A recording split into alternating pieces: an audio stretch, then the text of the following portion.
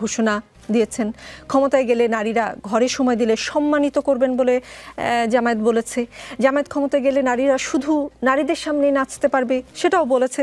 নারীদের নিয়ে জামাতের অনেক পরিকল্পনাগুলো নারীদের ঘরে রাখার দিকেই কিন্তু ইঙ্গিত দেয়। এবং এই যে জামাত নেতার এই যে মা বোনদেরকে কান্নাকাটি করে তাদের চোখের পানি দিয়ে ভোট আদায় করার একটা ব্যবস্থা কথা তিনি বলেছেন, সেটা কিন্তু নারীদেরকে জামায়াত কোনো না কোনোভাবে দুর্বলভাবে সেই ইঙ্গিত দেয় কিনা।